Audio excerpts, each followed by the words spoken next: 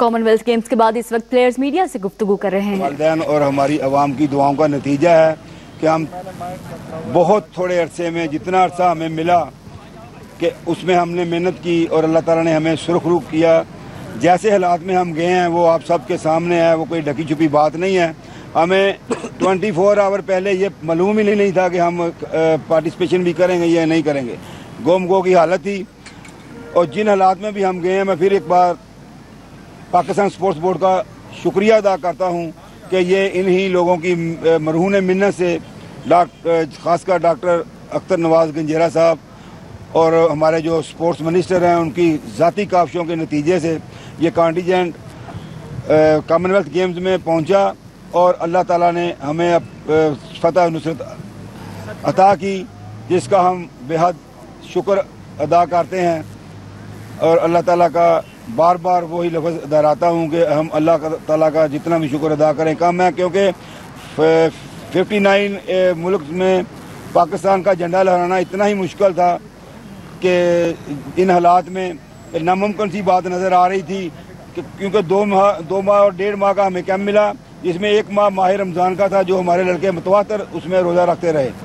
اور 15 دن کی ٹریننگ کے بعد اللہ تعالیٰ نے ہمیں میڈلوں سے نوازا. ہم اللہ تعالیٰ کا شکر ادا کرتے ہیں.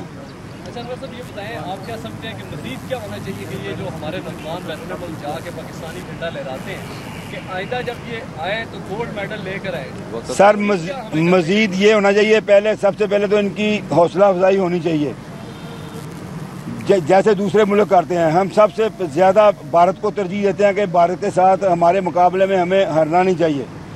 تو جب یہ سوچ ہے ہمارے ہر پاکستانی کی, ہر افسر کی, تو ان کے مطابق ہمیں فیسلٹی بھی ہونے چاہیے. یہاں فیسلٹی بالکل نہ ہونے کے برابر ہے. اور جو ان کو سہولیات جس ٹیم کے ساتھ ہمارا پالا تھا, میں بھارت کو ہی کہوں گا, باقی ملک بھی تو بہت بڑی ملک تھے جس کو آپ بڑی طاقتیں بولتے ہیں, آسٹریلیا تھا, انگلینڈ تھا, 59 ملک تھے. تو ان کے ساتھ ہمارا مقابلہ اسی طرح ممکن ہے کہ جو فیسلٹی ان کو حاصل ہیں. ٹھیک ہے ہمارے ملک کے حالات ایسے نہیں ہیں, لیکن پھر بھی میں کہوں گا کہ یہ ہمیں 50% بھی فیسلٹی یہاں سے مل جائے تو ہم اللہ کے حکم سے ورلڈ سے میڈل لے کر بھی آپ کو دکھا سکتے ہیں, اور ہم نے لے کر بھی دیے ہیں.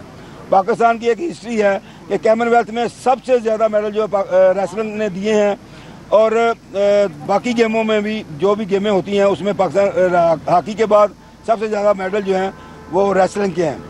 اور اسی طرح میرے ساتھ دوسری گیمیں بھی جو گئی تھیں انہوں نے بھی انت تک محنت کیا, ادھر بہت جان فشانی سے لڑے ہیں سارے لوگ, اور سب نے پاکستان کا جھنڈا لہرانے کی بھرپور کوشش کی ہے. لیکن نامساعدہ حالات ہمارے سامنے تھے. اگر یہ لڑائی جو ہمارے بڑوں کی تھی یہاں سپورٹس میں وہ نہ ہوتی تو ہمارے میڈلوں کی تعداد اللہ کے حکم سے 4 گنا زیادہ ہوتی, اور ہم سر فخر سے بلند کر کے وہاں گولڈ میڈل بھی جیت کر پاکستان میں داخل ہوتے, جس طرح ہمارے پچھلی کامن ویلتھ گیمز میں ہمارے 2 گولڈ میڈل تھے.